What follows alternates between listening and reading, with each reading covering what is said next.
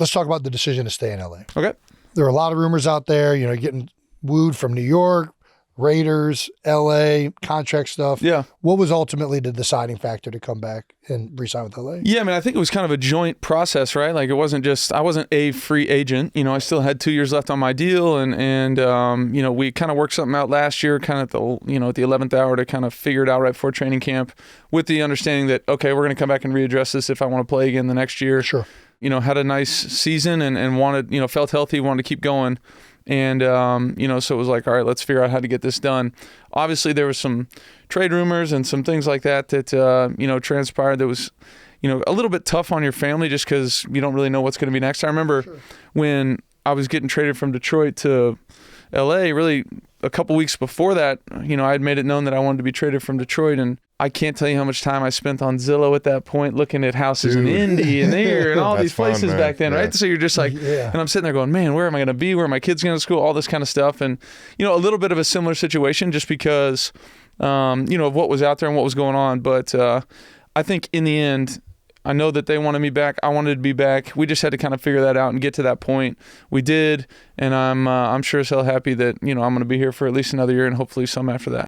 Love it, love it. Hell yeah. I remember coming out of the draft, I had a, what do you call it, where they fly you in. Top 30 visit or whatever? Yeah. I had a top 30 visit to Washington. Yeah. And at the time had no idea what would eventually transpire to be like 4 out of the 4 head coaches just sitting in like the player positions at the time. And McVay was one of them. Mm-hmm. And he was the tight end coach. So I spent most of my time talking to McVay about ball. And I just remember him talking so fucking fast. It hasn't changed. And he's just rambling and he's just ripping them. And I'm just like, dude, I don't know how you got me jacked up about playing football right now, but you're the only one to do it. It was him and like, ironically, Dan Campbell were the two that I was like, man, these dudes love this shit. Yes.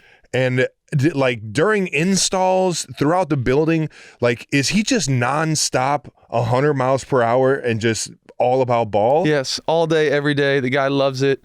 I mean, shoot, like I said, we're going on a wine trip and the guy's ripping off plays. He just can't stop and loves it. But it is cool to watch him do his thing. He's so, like you said, he's great one-on-one, right? He's great teaching me the offense. I remember when I first, got traded here, I was actually, a long story, but I was in Mexico, randomly ran into him, whatever, it happened.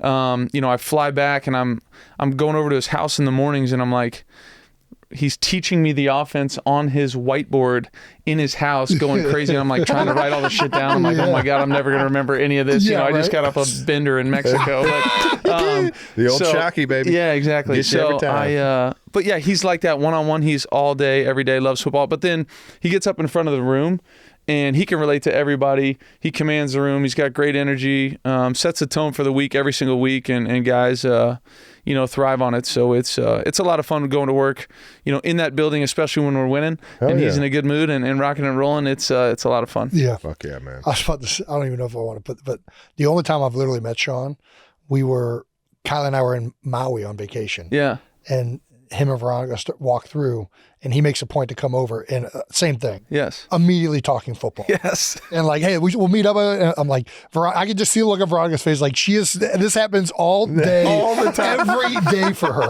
Like, she's like, all right, we're on vacation in Maui and this fucking idiot still wants to talk about football. 100%. She probably saw me walk into the pool in Mexico and was like, fuck this. There goes my vacation. I remember he's got like my film up on his phone. He's like, do you remember this? I'm like, yeah, like I'm trying to have a margarita and some chips, bro. Dude, so good, bro. But he's just got to know, man. No, he's just got to know. He is what he is. I enjoy talking ball with him. Yeah, He ropes you in, man. 100%. He ropes you in. He just wants to get better, man. I fucking love that. No doubt.